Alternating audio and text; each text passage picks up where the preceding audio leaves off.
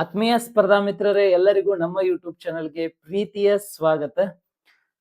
ನಾವು ನಮ್ಮ PSTR group ನಲ್ಲಿ ಸಂಡೇ ಸ್ಪೆಷಲ್ ಅಂತ ಹೇಳಿ ಒಂದು 100 ಅಂಕದ ಮಾಕ್ ಟೆಸ್ಟ್ ಅನ್ನ ಕಳೆದ ವಾರ ಸಂಡೇ ರವಿವಾರದಂದ ನಡೆಸಿದ್ವಿ. ನಿನ್ನೆ ರವಿವಾರ ಕೂಡ ಅದ್ಭುತವಾದಂತಹ ಒಂದು 100 ಅಂಕದ ಮಾಕ್ ಟೆಸ್ಟ್ ಅನ್ನ ನಡೆಸಿದ್ವಿ. ಟೋಟಲ್ ಈಗ 100 ಮಾರ್ಕ್ಸ್ ಸಂಬಂಧಪಟ್ಟಂತ ಮಾಕ್ ಟೆಸ್ಟ್ ಅನ್ನ ನಮ್ಮ ಗ್ರೂಪ್ ನಲ್ಲಿ ನಡೆಸ್ತಾ ಬರ್ತಾ ಇದೀವಿ. ಡೈಲಿ ಮಾಕ್ ಟೆಸ್ಟ್ ಗಳಂತೂ ಇದ್ದೇ ಇರ್ತಾವ. ಅವ 15 ಮಾರ್ಕ್ಸ್ ಇರ್ತಾವ. ಪ್ರತಿಯೊಂದು ಸಬ್ಜೆಕ್ಟ್ ಸಂಬಂಧಪಟ್ಟಂಗ PST ಎಕ್ಸಾಮಿನೇಷನ್ ಕನ್ನಡ, ಇಂಗ್ಲಿಷ್, ಶೈಕ್ಷಣಿಕ ಮನೋವಿಜ್ಞಾನ, ಗಣಿತ, ವಿಜ್ಞಾನ, ಕಂಪ್ಯೂಟರ್ ಮತ್ತು GK.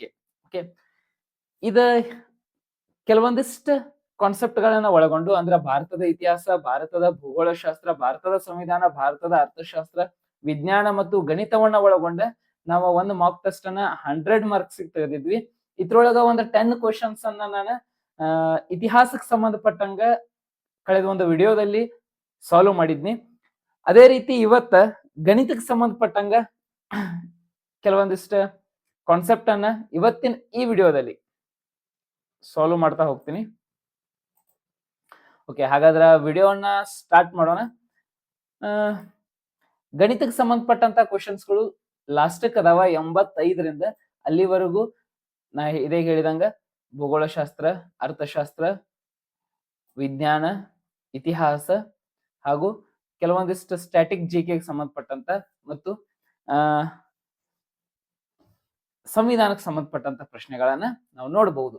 ಓಕೆ, ಈಗ ಗಣಿತಕ್ಕೆ ಸಂಬಂಧಪಟ್ಟಂತ ಈಸಿ ಲೆವೆಲ್ ಕ್ವಶನ್ಸ್ಗಳು ಇವೇನೇನ್ ಟಫ್ ಅಲ್ಲ.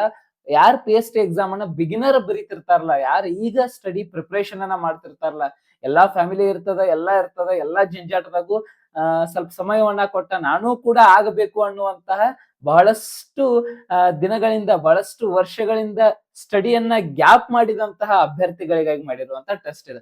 ಒಮ್ಮೆ ದೊಡ್ಡ ದೊಡ್ಡ ಕ್ವಶನ್, ಟಫ್ ಕ್ವಶನ್ ಹಾಕಿದ್ರೆ ಅವ್ರು ವಿಚಲಿತ ಆಗ್ತಾರೆ. ಹಾಗಾಗಿ ಒಂದು ಈಸಿ ಲೆವೆಲ್, ಒಂದು ಎವರೇಜ್ ಲೆವೆಲ್ ಕ್ವಶನ್ಸ್ ಅನ್ನ ತೆಗೆದ ಈ ಟೆಸ್ಟ್ ಅನ್ನ ಕಂಡಕ್ಟ್ ಮಾಡಿತ್ತು. ಹಾಗಾದ್ರೆ ಪ್ರತಿಯೊಂದನ್ನ ಈಸಿ ಲೆವೆಲ್ ಆಗಿ ಬಿಡಿಸ್ಕೋತಾ ಹೋಗೋಣ. 3/4 20% ಎಷ್ಟು ಅಂತ ಕೇಳಿದಾರೆ. 3/4 20% again 20 divided by 100% indicates to the 100 denominator ಒಳಗೆ. 0 get cancellation, then multiplication to each other. 3/4 20% ಎಷ್ಟು ಅಂತ ಕೇಳಿದ್ದಾರೆ. ಬಹಳಷ್ಟು ಇಂಟ್ರೆಸ್ಟಿಂಗ್ ಆದಂತ ಕ್ವಶನ್. ಕಡ್ತಾ ಹೊಡಿನು 2 1 2 ಕ್ರಾಸ್ ಮಲ್ಟಿಪ್ಲಿಕೇಶನ್, ದೆನ್ ಇಲ್ಲಿ ಕಡ್ತ ಹೋಗುವಂತ ಚಾನ್ಸಸ್ ಇಲ್ಲ. ಹಾಗಾದ್ರೆ ಅಂಶದಲ್ಲಿ ಏನ್ ಉಳಿತು? 3 1 3 ಡಿವೈಡೆಡ್ ಬೈ ಛೇದದಲ್ಲಿ ಏನ್ ಉಳಿತು? 2 10 20. ಇದನ್ನ ನಾವು ಕಡ್ತಾ ಹೊಡಿಬೇಕು. ಯಾಕಂದ್ರ ಆಪ್ಷನ್ಸ್ ಒಳಗ ಪಾಯಿಂಟ್ ದಾಗ ಲೆಕ್ಕಗಳದಾವು. ಇದನ್ನ ಕಡ್ತಾ ಹೊಡೆದಾಗ ಎಲ್ಲರೂ ಗಮನಿಸ್ರಿ. 20ರಿಂದ ಡೈರೆಕ್ಟ್ ಹೊಡಿಬಹುದು. ಯಾವ ರೀತಿ ಅಂದ್ರೆ 21 20ರ ಮಗ್ಯಾಗ 3 ಇಲ್ಲ, ಹಾಗಾಗಿ 0 ಪಾಯಿಂಟ್ ತಗೋತಾನೆ. ಪಾಯಿಂಟ್ ತಗೊಂಡ್ಮೇಲೆ ಇಲ್ಲೊಂದು 0 ಬರ್ತದ. 21 20 ಇನ್ 10 ಉಳಿತ. ಮತ್ತೊಂದು ಪಾಯಿಂಟ್ ತಗೋಬೇಡ್ರಿ, ಹಂಗ ಈ 10ಕ್ಕೆ ಇನ್ನೊಂದು 0 ಕೊಡ್ರಿ, 100 ಆಗ್ತದ. 25 100. ಹಾಗಾದ್ರೆ ಆನ್ಸರ್ ಆಪ್ಷನ್ ಎ 0.15. ಈ ರೀತಿ ಕಡ್ತಾ ಹೊಡ್ಯಾಕ್ ಬರ್ಬೇಕು ಮೊದಲು ನಮಗ್ ಮತ್ತೆ. ಓಕೆ, ಕಡ್ತಾ ಹೊಡ್ಯಾಕ್ ಬಂದ್ರ ಮಾತ್ರ ಈ ತರಹದ ಲೆಕ್ಕಗಳು ಬರ್ತಾವ. 3/4 20% ಎಷ್ಟು ಅಂತ ಕೇಳಿದ್ರು. 3/4 20% is 0.15. Then go to the next question. ಒಂದು ಸಂಖ್ಯೆಯ 40% 80 ಆಗಿದ್ದರೆ ಅಂತ ಸಂಖ್ಯೆ ಏನು? ಆಲ್ಮೋಸ್ಟ್ ಇಂಥದ್ರ ಬಗ್ಗೆ ನಾವು ಲೈವ್ ಕ್ಲಾಸ್ ನಲ್ಲಿ ಬಹಳಷ್ಟು ಡಿಸ್ಕಷನ್ ಅನ್ನ ಮಾಡಿದೀವಿ. ಆದ್ರೂ ಇದನ್ನ ಬಿಡಿಸ್ತೀನಿ. ಒಂದು ಸಂಖ್ಯೆಯ 40%, ಒಂದು ಸಂಖ್ಯೆ ಅಂದ್ರೆ X, ನಮಗ್ ಗೊತ್ತಿಲ್ಲ ಆ ಸಂಖ್ಯೆ. ಆ ಸಂಖ್ಯೆಯ 40% 40 divided by 100% ಅಂದ್ರೆ 100 is equal to 80. This is the equation. ಇದೊಂದು ಸಮೀಕರಣ ರೆಡಿ ಆಯ್ತು. ಈಗ ಏನ್ ಮಾಡ್ಬೇಕು? X ಕಂಡುಹಿಡಿಬೇಕಂದ್ರೆ ಅದ್ರ ಜೊತೆ ಗುಣಾಕಾರ ಇರುವಂತ ಅಂಶ ಆಚೆ ಕಡೆ ಹೋಗ್ಬೇಕು. X ಇಲ್ಲೇ ಇರ್ಲಿ, ಗುಣಾಕಾರ ಇರುವಂತ ಏನ ಕಾನ್ಸೆಪ್ಟ್ ಅದಲ್ಲ ಆಚೆ ಕಡೆ ಹೋತಂದ್ರೆ ರೆಸಿಪ್ರೋಕಲ್ ಆಗಿ ಹೋಗ್ತದ. ರೆಸಿಪ್ರೋಕಲ್ ಅಂದ್ರೆ ಕೆಳಗಿನ ಮ್ಯಾಗ, ಮ್ಯಾಗಿಂದ ಕೆಳಗ, ಕೆಳಗಿನ ಮ್ಯಾಗ, ಮ್ಯಾಗಿಂದ ಕೆಳಗ. ಇದಕ್ಕ ನಾವು ವ್ಯುತ್ಕ್ರಮ ರೂಪ ಅಥವಾ ರೆಸಿಪ್ರೋಕಲ್ ಫಾರ್ಮೇಶನ್ ಅಂತ ಹೇಳಿ ಕರೀತೇವೆ. ಈಗ ನಾವ್ ಇದನ್ನ ಕಡ್ತಾ ಹೊಡಿನು. 41 42 80, 200 200. ಹಾಗಾದ್ರ ಆ ಬೆಲೆ 200. 200 ಆಪ್ಷನ್ ಸಿ ಒಳಗದ ನೋಡ್ರಿ. ಆ ಸಂಖ್ಯೆ 200. ಈಗ ನಾವು ಪ್ರಶ್ನೆಯನ್ನ ಓದೋಣ. 200ರ 40% ಯಾವಾಗ್ಲೂ 80 ಆಗಿರ್ತದೆ.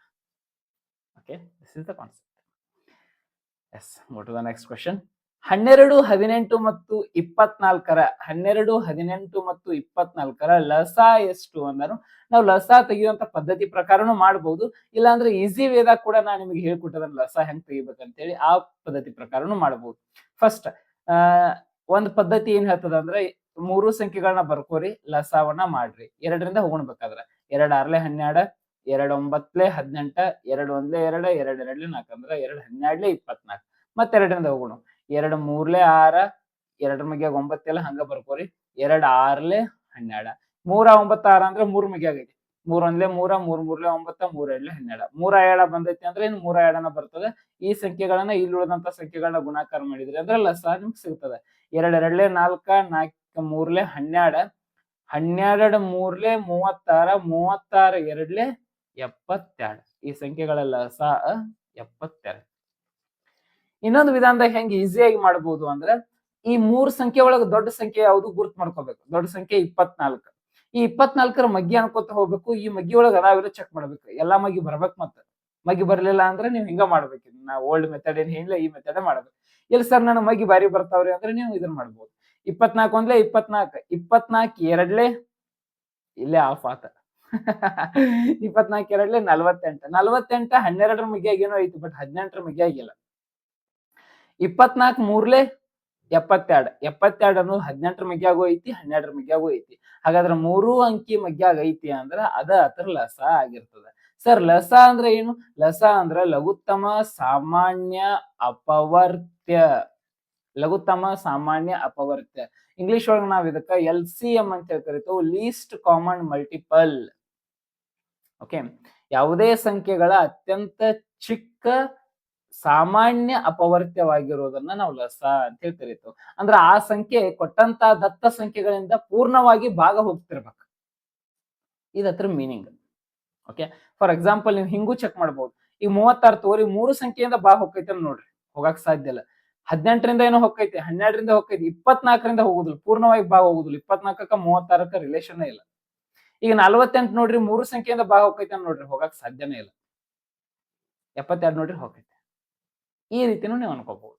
ಓಕೆ, ಹೋಗುದ್ರಾಗ ಹೋಗುದ್ರಾಗ ಅತ್ಯಂತ ಕನಿಷ್ಠ ಸಂಖ್ಯೆ ಆಗಿರ್ಬೇಕು, ಮತ್ತದು ಅತ್ಯಂತ ಲಘುತ್ತಮ ಸಂಖ್ಯೆ ಆಗಿರ್ಬೇಕು. Okay, then go to the next question. 540ರ ಅವಿಭಾಜ್ಯ ಸಂಖ್ಯೆಗಳ ಘಟಕೀಕರಣ 3ರ ಘಾತ ಎಷ್ಟು? ಘಟಕೀಕರಣದಲ್ಲಿ 3ರ ಘಾತಾಂಕ ಎಷ್ಟು ಅಂತ ಕೇಳಿದ್ದಾರೆ. 540ನ ಫಸ್ಟ್ ಅವಿಭಾಜ್ಯ ಸಂಖ್ಯೆಗಳಿಂದ ಅಪವರ್ತನ ಮಾಡುವಂತ ವಿಧಾನವನ್ನ ನೋಡೋಣ ಎಲ್ಲರೂ. 540ನ ಅವಿಭಾಜ್ಯ ಸಂಖ್ಯೆ, ಅತ್ಯಂತ ಚಿಕ್ಕ ಅವಿಭಾಜ್ಯ ಸಂಖ್ಯೆನ 2. ಇಲ್ಲಿಂತ್ರನ ಹೋಗ್ಬೇಕು. 2 is the smallest prime number. 2 2 4, 1 ಉಳಿತು 2 7 14, 0 0. ಮತ್ತೆ 2 ತೋರಿ. 2 1 2, 2 3 6, 1 ಉಳಿತು 2 5 10. ಇನ್ನು 2ರಿಂದ ಹೋಗುದಿಲ್ಲ, ಇದು 3ರಿಂದ ಹೋಗೈತಿ. 3 4 12, 1 ಉಳಿತು 3 5 15. ಮತ್ 3ರಿಂದ ಹೋಗೈತಿ. 3 1 3, 1 ಉಳಿತು 3 5 15. ಮತ್ 3ರಿಂದ ಹೋಗೈತಿ. 3 5 15. ಈಗ ಇದು 5ರಿಂದ ಹೋಗೈತಿ. 5 1 5 ಮುಗೀತು. ಹಾಗಾದ್ರೆ ಘಟಕೀಕರಣದ ಅವಿಭಾಜ್ಯ ಸಂಖ್ಯೆಗಳು ಯಾವುವು? 2 into 2 into 3 into 3 into 3 into 5. ಇದನ್ನ ನಾವು ಸ್ಟ್ಯಾಂಡರ್ಡ್ ರೂಪದಾಗ ಬರೆದು ಅಂದ್ರೆ 2 into 2 it is nothing but 2 square into 3 into 3 into 3 ಅಂದ್ರೆ 3 ಕ್ಯೂಬ್. 3 ಸತ 3 ಅದ ಅಂದ್ರೆ 3ನ್ನ ಘಾತದಾಗ ಬರ್ಕೋಬೇಕು. 5 as it is 5 ಅಥವಾ 5 1 ಬರೆದ್ರು ಓಕೆ. 5 1 is also 5. ಹಾಗಾದ್ರೆ ಅಲ್ಲೇನ್ ಕೇಳತಾನ ಪ್ರಶ್ನೆ, 3ರ ಘಾತ ಏನು ಅಂತ ಕೇಳತಾನ. 3ರ ಘಾತ ಸಂಖ್ಯೆ ಎಷ್ಟದ? 3 ಅದ. ಹಾಗಾದ್ರೆ option B is the right answer for this question. 3ರ ಘಾತಾಂಕ 3. ಇಲ್ಲಿ ಬರುವಂತ ಘಟಕೀಕರಣದ ಅಂಶಗಳಲ್ಲಿ 3 ಅನ್ನುವಂಥದ್ದು ಬಂದದ. ಆ 3ರ ಘಾತ ಎಷ್ಟು ಅಂತ ಕೇಳತಾನು. 3ರ ಘಾತ ಕೂಡ 3 ಅದ. ಕ್ಲಿಯರಾ? ಇಲ್ಲಿ ಒಂದ್ ವೇಳೆ 5ರ ಘಾತ ಎಷ್ಟು ಅಂತ ಕೇಳಿದ್ರೆ 5ರ ಘಾತ 1. ಈ ರೀತಿ. Let's go to the next question. ಸರಳ ಬಡ್ಡಿ ಸೂತ್ರ ಏನು ಅಂತ ಕೇಳಿದರೆ, ಸರಳ ಬಡ್ಡಿ simple interest, that simple interest is equal to PTR divided by 100. P indicates to the principal amount, ಅಸಲು. T indicates to the time, ಸಮಯ. R indicates to the rate of interest, ಬಡ್ಡಿ ದರ ಅಂತ ಹೇಳಿ ಕರೀಬಹುದು. ಓಕೆ, ಸಮಯ, ಬಡ್ಡಿ ದರ ಮತ್ತು ಅಸಲಿನ ಗುಣಲಬ್ಧವನ್ನ 100ರಿಂದ ಭಾಗಾಕಾರ ಮಾಡಿದಾಗ ಸಿಗುದ ಬಡ್ಡಿ, ಸರಳ ಬಡ್ಡಿ, simple interest. Option A is the right answer for this question. Okay. Then very interesting question is come. 1ರಿಂದ 20ರವರೆಗೆ ಎಲ್ಲಾ ಪೂರ್ಣಾಂಕಗಳ ಮೊತ್ತ ಎಷ್ಟು? ಪೂರ್ಣಾಂಕಗಳು ಅಥವಾ ಸ್ವಾಭಾವಿಕ ಸಂಖ್ಯೆಗಳು, ನಾವೇನು 1ರಿಂದ ಸ್ಟಾರ್ಟ್ ಮಾಡುವಂತಹ ಸಂಖ್ಯೆಗಳನ್ನ, ನ್ಯಾಚುರಲ್ ನಂಬರ್ಸ್ ಅನ್ನ ಏನು ಸ್ವಾಭಾವಿಕ ಸಂಖ್ಯೆಗಳಂತ ಹೇಳ್ತಿರ್ತಾವಲ್ಲ, ಎಷ್ಟೇ ಸ್ವಾಭಾವಿಕ ಸಂಖ್ಯೆಗಳಿರಲಿ ಆ ಸ್ವಾಭಾವಿಕ ಸಂಖ್ಯೆಗಳ ಮೊತ್ತವನ್ನ ಕಂಡುಹಿಡಿಬೇಕಂದ್ರೆ n into bracket n plus 1 divided by 2 ಈ ಫಾರ್ಮುಲಾವನ್ನ ಯೂಸ್ ಮಾಡ್ರಿ. ಡೈರೆಕ್ಟ್ ನಿಮಗೆ ಅಮೌಂಟ್ ಸಿಗ್ತೈತಿ. ಇಲ್ಲಾಂದ್ರೆ ನೀವ್ ಏನ್ ಮಾಡ್ಬೇಕಾಗ್ತದ, 1ರಿಂದ 20ರವರೆಗೆ ನಮ್ಮ ಪೂರ್ಣಾಂಕಗಳ ಮೊತ್ತ ಅಂದ್ರೆ 1 2 3 ಇದೆಲ್ಲ ಕುಡಿಸ್ಕೋತ ಕುಂಡಿರ್ಬೇಕಾಗ್ತೈತೆ 20ರ ಮಟ. This is not a right way. ಇದ್ರ ಮಾಡಿ ಹೊಡೆದ ಬೆಲ್ಲ ಹೊಡೆದಿರ್ತೈತಿ ಮತ್ತ ಎಕ್ಸಾಮ್ದಾಗ ತಾಸ್ ಗಂಟ್ಲೆ ಹಿಡಿತೈತಿ. ಏನೋ 20 ಕೊಟ್ಟ ನಮ್ ಪುಣ್ಯಾಕ, 50 ಕೊಟ್ಟಿದ್ದಂದ್ರೆ ಅಥವಾ 70 ಕೊಟ್ಟಿದ್ದಂದ್ರೆ ಏನ ಕೊಡ್ಲಿ ನಿಮ್ಯಾಗ ಈ ಫಾರ್ಮುಲಾವನ್ನ ಹಚ್ಚ. ಈ ಫಾರ್ಮುಲಾದಲ್ಲಿ n ಅನ್ನೋದು 20ನ್ನ ಸೂಚಿಸ್ತಿರ್ತದ. ಅಂದ್ರೆ 1ರಿಂದ 20ರವರೆಗೆ 20 ಸಂಖ್ಯೆಗಳದಾವ, ಆ 20ನ್ನ ಸೂಚಿಸ್ತಿರ್ತದ. It is nothing but n is indicates to the 20 into bracket 20 plus 1 divided by 2.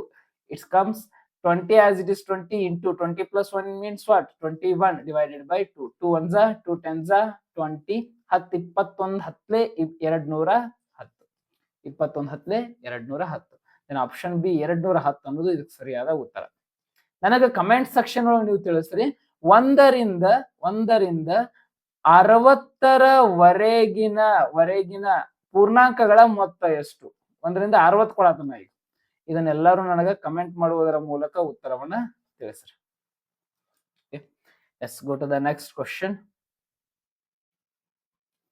Very interesting. Root of 0.0009 ನ ಬೆಲೆ ಎಷ್ಟು ಅಂತ ಕೇಳಿದಾನು. ಪಾಯಿಂಟ್ ಆದ ಕೂಡ ಎಷ್ಟು ಸಂಖ್ಯೆ ಅದಾವ ನೋಡ್ರಿ? 4 ಸಂಖ್ಯೆ ಅದಾವ. 4 ಸಂಖ್ಯೆ ಅದಾವ. ಫಸ್ಟ್ 9ದ ರೂಟ್ ತಕೊಂಡ್ಬಿಡ್ರಿ. 9ದ ರೂಟ್ 3. 4 ಸಂಖ್ಯೆ ಟೋಟಲ್ ಅದಾವ ಅಂದ್ರೆ ನಿಮ್ಗೆ ಇಲ್ಲಿ 2 ಸಂಖ್ಯೆ ಬರ್ಬೇಕು. ಯಾಕಂದ್ರೆ 4 ಸಂಖ್ಯೆ ರೂಟ್ 2ಲ, ಹಾಗಾಗಿ 2 ಬರ್ಬೇಕು. 9 ರೂಟ್ 0 ಬಂದೈತಿ, 9 ರೂಟ್ 3 ಬಂದದ, ಇನ್ನೊಂದು 0 ಇಟ್ಟು ಬಿಡ್ರಿ, ಪಾಯಿಂಟ್ ಮಾಡಿ 0 ಇಡ್ರಿ. ದೊಡ್ಡ ಈಸಿ. ಇದನ್ನೆಲ್ಲ ಮಾಡ್ಕೊತ ಕುಂಡ್ರ ಅವಶ್ಯಕತೆ ಇಲ್ಲ. ಪಾಯಿಂಟ್ ಆದ್ಮೇಲೆ ಎಷ್ಟು ಸಂಖ್ಯೆ ಬಂದಾವು? 4 ಸಂಖ್ಯೆ ಬಂದಾವ. ಟೋಟಲ್ 4 ಡಿಜಿಟ್ ಬಂದಾವ. ಹಾಗಾದ್ರೆ ಉತ್ತರದಲ್ಲಿ ಪಾಯಿಂಟ್ ಆದ್ಮೇಲೆ 2 ಡಿಜಿಟ್ ಇರ್ಬೇಕು ನೋಡ್ರಿ. ಇಲ್ಲಿ root as it is root ತಕೋಬೇಕು, ಡಿಜಿಟ್ ಮಾತ್ರ 2 ಇರ್ಬೇಕು. 0.03 ಅನ್ನೋದಿದ್ರ ಸರಿಯಾದ ರೂಪ. Okay, then next question. ಒಂದು ರೈಲು 60 ಕಿಲೋಮೀಟರ್ ಪರ್ ಗಂಟೆ ವೇಗದಲ್ಲಿ, this is the concept, 60 kilometre per hour, ಒಂದ್ ತಾಸಿಗೆ 60 ಕಿಲೋಮೀಟರ್ ಹೊಂಟದ. ಹಾಗಾದ್ರೆ 2.5 ತಾಸಿಗೆ ಎಷ್ಟು ದೂರ ಕ್ರಮಿಸ್ತದ ಅಂತ ಕೇಳಿದಾರೆ. ಬಹಳ ಈಸಿ ಕ್ವಶನ್. 1 ತಾಸಿಗೆ 60 ಕಿಲೋಮೀಟರ್ ಹೊಂಟೈತೆ ಅಂದ್ರೆ ಅರ್ಧ ತಾಸಿಗೆ ಫಸ್ಟ್ ನೋಡೋಣ. ಅರ್ಧ ತಾಸಿಗೆ 30 ಕಿಲೋಮೀಟರ್ ಹೋಗಿರ್ತದೆ. ಓಕೆ, ಇಲ್ಲಿ 2.5 ತಾಸು ಅದಲ್ಲ, 2 ತಾಸ ಮತ್ತೊಂದು ಅರ್ಧ ತಾಸ ಅನ್ನಂಗೆ. ಈಗ 1 ತಾಸಿಗೆ 60 ಹೊಂಟೈತಿ ಅಂದ್ರೆ 2 ತಾಸಿಗೆ 120 ಕಿಲೋಮೀಟರ್ ಹೋಗೈತಿ, ಪ್ಲಸ್ ಅರ್ಧ ತಾಸಿಗೆ 30 ಹೊಂಟೈತಿ ಅಂದ್ರೆ 120 ಪ್ಲಸ್ 30 150 ಕಿಲೋಮೀಟರ್ ಹೊಂಟೈತಿ. ಆ ದೂರವನ್ನ ಕ್ರಮಿಸೈತಿ ಅನ್ನಂಗ, 150 ಕಿಲೋಮೀಟರ್ ಹೋಗೈತಿ ಅನ್ನಂಗ ಇತರ ಅರ್ಥ. ಕ್ಲಿಯರ್? ಒಂದು ವಸ್ತುವಿನ ಬೆಲೆ 25% ಅನ್ನ ಹೆಚ್ಚಿಸಿ ನಂತರ ಮತ್ತೆ 20% ಅನ್ನ ಕಡಿಮೆ ಮಾಡಿದಾಗ ಶೇಕಡಾ ಬದಲಾವಣೆ ಎಷ್ಟಾಗ್ತದ ಅಂತ ಕೇಳಿದಾರೆ. ಫಾರ್ ಎಕ್ಸಾಂಪಲ್, ಯಾವ್ದೋ ಒಂದು ವಸ್ತು ಅದ, 25% ಅದನ್ನ ಅಬೋವ್ ಮಾಡಿದಾರೆ, ಹೆಚ್ಚಾರ. ಈಗ ನಾನು ಇಂಥ ಪ್ರಶ್ನೆಗಳಿದ್ದಾಗ 100ನ್ನ ಇಲ್ಲಿ ಮೂಲ ಬೆಲೆ ಅಂತ ಹೇಳಿ ತಗೋಬೇಕು. 100ನ್ನ 25% ಹೆಚ್ಚಿಸಿದಾರು ಅಂದ್ರ, 25% ಹೆಚ್ಚಾರು ಅಂದ್ರ 125 ಆಗಿರ್ತದ ಅಮೌಂಟ್. ಈ 125 20% ಕಡಿಮೆ ಮಾಡತ್ತಾರ. ನಾವೀಗ ಏನ್ ಮಾಡೋಣ, 125 20% ಅನ್ನ ತೆಗಿಯೋಣ. ಓಕೆ, ತೆಗಿಯುವಂತ ಒಂದು ನಿಟ್ಟಿನ್ಯಾಗ 25ರಿಂದ ಕಡ್ತ ಹೋಗ್ತೈತಿ. 25 4ಲೆ 25 5ಲೆ 125, 4ರಿಂದ 20 ಕಡ್ತ ಹೋಗ್ತದ. 4 1ಲೆ 4 5ಲೆ 20. ಹಾಗಾದ್ರೆ 5 5ಲೆ 25 ರೂಪಾಯಿ ಇಲ್ಲಿ ಕಡಿಮೆ ಆಯ್ತು. ಅಂಡರ್ಸ್ಟ್ಯಾಂಡ್? 125 20% ಅಂದ್ರೆ 25 ರೂಪಾಯಿ. ಆ 25 ರೂಪಾಯಿನ ಕಡಿಮೆ ಮಾಡಿದಾರೆ. 125ರಾಗ 25 ರೂಪಾಯಿ ಕಡಿಮೆ ಮಾಡಿದಾರು ಅಂದ್ರೆ ಮತ್ತೆ ಅಗೇನ್ ಆನ್ಸರ್ ಎಷ್ಟು ಬಂತ? 100 ಬಂತ. ಅಂದ್ರ ಮೂಲ ಬೆಲೆ ಏನು 100 ತಗೊಂಡಿದ್ವಲ್ಲ, ನಾವೆಲ್ಲಾ ತಿಪ್ಪರ್ಲಾಗ ಹಾಕಿದಾಗೂ ಅಷ್ಟ ಬಂತ. ಹಾಗಾದ್ರೆ ಶೇಕಡಾ ಬದಲಾವಣೆ 0%. ಯಾಕಂದ್ರೆ ಯಾವುದೇ ಬದಲಾವಣೆ ಇಲ್ಲಿ ನಡೀಲಿಲ್ಲ. 100 ರೂಪಾಯಿ ಮೂಲ ಬೆಲೆ ತಗೊಂಡು 25 ರೂಪಾಯಿ 25% ಹೆಚ್ಚು ಮಾಡಿದ್ದು 125 ಆಗಿತ್ತದ. ಆ 125 20% ಕಡಿಮೆ ಮಾಡಿದವು, ಮತ್ 25 ರೂಪಾಯಿ ಬಂತು. 25 ರೂಪಾಯಿ ಮತ್ತೆ 125ರಾಗ ಮೈನಸ್ ಮಾಡಿದ್ವು ಅಂದ್ರೆ ಮತ್ತೆ ಅಗೇನ್ 100 ರೂಪಾಯಿ ಬಂತು. ಇಲ್ಲಿ ಏನು ಡ್ರಾಮ್ಯಾಟಿಕ್ ನಡೀಲಿಲ್ಲ. ಮೊದಲು ಎಷ್ಟಿತ್ತು ಅಷ್ಟ ಬಂದಂಗ ಆತ. ಹಾಗಾಗಿ 0% ಅನ್ನೋದು ಇದರ ಸರಿಯಾದ ಉತ್ತರ. Then next question. 2/3 ಇಂಟು 2/4 ಬೆಲೆ ಏನು ಅಂತ ಕೇಳಿದಾನು. The formations are a/m into a/n is equal to a/m plus n. a/m divides a/n is equal to a/m minus n. a/m whole n is equal to a/m into n. ಘಾತಾಂಕ ನಿಯಮಗಳು ಅಂತ ಹೇಳಿ ಕರಿತಾವ್ ನಾವು. ಇದನ್ನ ನಾನು ಘಾತಾಂಕಗಳು ಪಾಠವನ್ನ ಸ್ಟಾರ್ಟ್ ಮಾಡ್ತಾ ಇದ್ದೀನಿ ಈಗ 7ನೇ ತರಗತಿ ಒಳಗ. ಆ ಪಾಠದಲ್ಲಿ ನಾನು ಇದ್ರ ಬಗ್ಗೆ ಡಿಟೇಲಿಂಗ್ ಆಗಿ ಮಾಹಿತಿ ಕೊಡ್ತೀನಿ. ಜಸ್ಟ್ ನೀವು ಫಾರ್ಮುಲಾ ಗೊತ್ತಿರಬೇಕು. This formula related to the a/m into a/n is equal to a/m plus n. ಆಧಾರ ಸಂಖ್ಯೆಗಳು ಸೇಮ್ ಇದ್ದಾಗ ಘಾತ ಸೂಚಿಗಳನ್ನ ಕೂಡಿಸಬೇಕು. 3 plus 4. It is nothing but 2/7. The answer A, option A is the right answer for this question. 2/7. No doubt at all. ಒಂದು ತ್ರಿಭುಜದ ಒಳಕೋನಗಳ ಮೊತ್ತ ಎಷ್ಟು ಕೇಳಿದಾನು? 180 degree. Direct ತ್ರಿಭುಜದ ಒಳಕೋನಗಳ ಮೊತ್ತ 180 ಡಿಗ್ರಿ. ಚತುರ್ಭುಜಗಳ ಒಳಕೋನಗಳ ಮೊತ್ತ 360 ಡಿಗ್ರಿ. ವೃತ್ತದ ಒಳಕೋನಗಳ ಮೊತ್ತ 360 ಡಿಗ್ರಿ. ಯಾವುದೇ ನಿಯಮಿತ ಬಹುಭುಜಾಕೃತಿಗಳಿದ್ದು ಅಂದ್ರ ಅವುಗಳ ಒಳಕೋನಗಳ ಮೊತ್ತ ಕೇಳಿದ್ದ ಅಂದ್ರ ನೀವೇನ್ ಮಾಡಬೇಕು? ಒಂದು ಫಾರ್ಮುಲಾ ಅದ, n-2 into 180. ಈ ಫಾರ್ಮುಲಾವನ್ನ ಯೂಸ್ ಮಾಡಿದ್ರಿ ಅಂದ್ರೆ ಯಾವುದೇ ನಿಯಮಿತ ಬಹುಭುಜಾಕೃತಿಗಳ ಒಳಕೋನಗಳ ಮೊತ್ತವನ್ನ ಕಂಡುಹಿಡ್ಕೋಬಹುದು. ಫಾರ್ ಎಕ್ಸಾಂಪಲ್, ನಿಯಮಿತ ಬಹುಭುಜಾಕೃತಿಗಳಂದ್ರೆ ಈಗ ಪಂಚಭುಜಾಕೃತಿಯ ಒಳಕೋನಗಳ ಮೊತ್ತ ಅಂತ ಕೇಳಿದಂತ ತಿಳ್ಕೊರಿ. ಪಂಚಭುಜ, ಪಂಚ ಅಂದ್ರೆ ಎಷ್ಟು? 5 ಭುಜ ಇರುವಂತಹ ಬಹುಭುಜಾಕೃತಿಯ ಒಳಕೋನಗಳ ಮೊತ್ತ ಕೇಳಿದಾನು. ಇಲ್ಲ ಫಾರ್ಮುಲಾದಾಗ ಏನ್ ಕೊಟ್ಟನಲ್ಲ ಆ ಫಾರ್ಮುಲಾ ಯೂಸ್ ಮಾಡ್ರಿ. n ಇದ್ದಲ್ಲಿ 5 ತುಂಬ್ರಿ. 5 - 2 into 180. 5 3 ಕಳೆದ್ರೆ 5 2 ಕಳೆದ್ರೆ 3 180. 180 into 3. 8 3 24 3 5 0 0. 540 ಡಿಗ್ರಿ ಅನ್ನೋದು ಪಂಚಭುಜಾಕೃತಿಗಳ ಒಳಕೋನಗಳ ಮೊತ್ತ. ಹಂಗ ಷಡ್ಭುಜಾಕೃತಿ, ಅಷ್ಟಭುಜಾಕೃತಿ ಕೇಳಿದಂದ್ರೆ ಅಷ್ಟ ಅಂದ್ರೆ 8 n ಇದ್ದಲ್ಲಿ 8 ಇಡ್ರಿ. 8 2 ಕಳೆದ್ರೆ 6. 180 6ರಿಂದ ಗುಣಾಕಾರ ಮಾಡ್ರಿ ಸಿಗ್ತದೆ. ನವಭುಜಾಕೃತಿ ಅಂತ ಕೇಳಿದಂದ್ರೆ ಅದನ್ನು ನಾವು ಈಸಿಯಾಗಿ ಮಾಡ್ಬೋದು. ಏನೇ ಕೇಳಿದ್ರು ಈ ಫಾರ್ಮುಲಾ ಇತ್ತಂದ್ರೆ ಮಾಡಬಹುದು. Then go to the next question. ಒಂದು ಸಂಖ್ಯೆಯ 25% 45 ಆದರೆ ಆ ಸಂಖ್ಯೆ ಏನು ಅಂತ ಕೇಳಿದಾರೆ. ಒಂದು ಸಂಖ್ಯೆ ನಮಗೆ ಗೊತ್ತಿರಲಿಲ್ಲ ಅಂದ್ರೆ ಅಗೇನ್ ಎಕ್ಸ್ ತಗೋಬೇಕು. 25%, 25 divided by 100. ಇದು ಆನ್ಸರ್ ಎಷ್ಟು ಬರತ್ತದ? 45 ಬರತ್ತದ. ಅಗೇನ್ ಇದನ್ನ ಇದೇ ಹೇಳಿಲ್ಲ. ಬಂದಂತ ಭಿನ್ನರಾಶಿಯನ್ನ ಹಚ್ಕೊಳಿದ್ರೆ ರೆಸಿಪ್ರೋಕಲ್ ಆಗ್ತದೆ. ಎಕ್ಸ್ ಬೇಕಾಗಿತ್ತು ಅಂದ್ರೆ ಎಕ್ಸ್ ಅಷ್ಟ LHS ತೆಗಿಟ್ಕೋರಿ. 45 into 100 divided by 25. 25 1s 25 4s 100. 25 1 25 4 100. ಈಗ 45 4 ಮಾಡ್ಬೇಕು. 4 5 20, 2 ಕೈಲ 0 0 ಬರ್ತೀನಿ. 4 4 16, 2 ಕುಶರ 18. 180 ಅನ್ನೋದು ಈ ಪ್ರಶ್ನೆಯ ಸರಿಯಾದ ಉತ್ತರ. 180 25% 45 ಆಗಿರ್ತದ. ಕ್ಲಿಯರ್?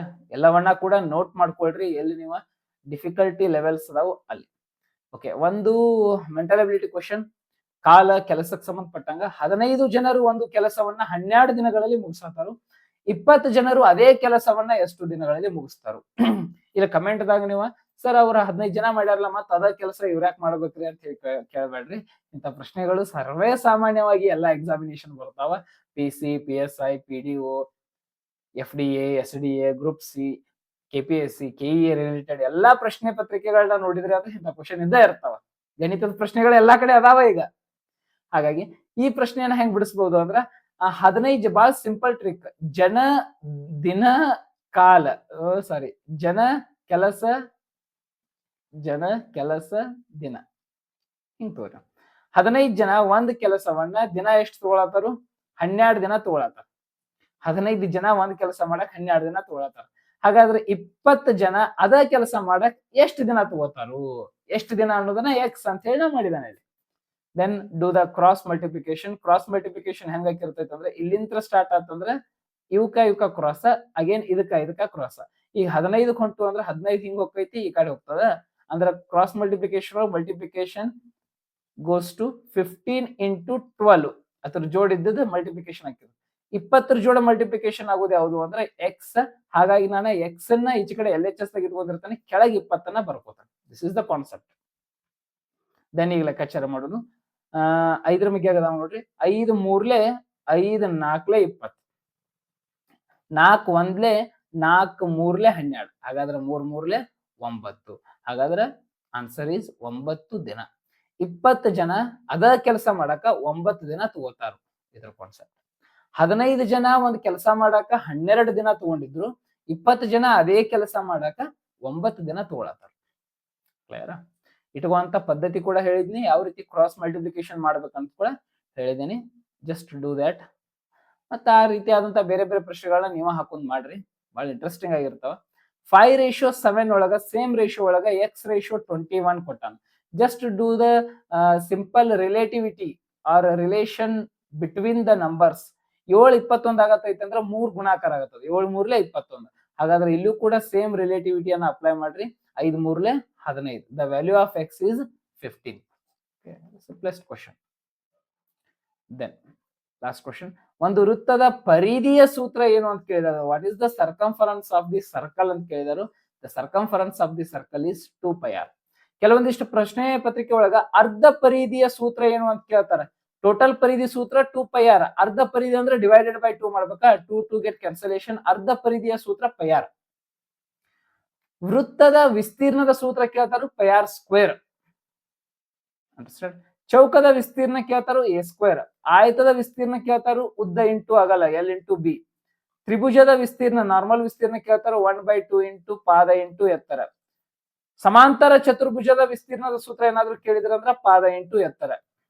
ಓಕೆ, ಹಲವಾರು ಇವನ್ನ ಆಲ್ರೆಡಿ ಕೆಲವೊಂದಿಷ್ಟು ಕಡೆ ಡಿಸ್ಕಷನ್ ಮಾಡಿರ್ತಾನೆ. ನೀವು ಆ ವಿಡಿಯೋನ ನೋಡಿದವ್ರಾಗಿದ್ರಿ ಅಂದ್ರೆ ನಿಮ್ಗೆ ಬರ್ತಿರ್ತಾವ ಎಲ್ಲ ವಿಸ್ತೀರ್ಣ, ಎಲ್ಲ ಸುತ್ತಳತೆ, ಅವನ್ನೆಲ್ಲ ನಾ ಲಿಸ್ಟ್ ಮಾಡಿ ಕೊಟ್ಟಬಿಟ್ಟ ನಿಮಗ. ಓಕೆ, ಈ ಪ್ರಶ್ನೆಗೆ ಉತ್ತರ ಪರಿಧಿ 2πr.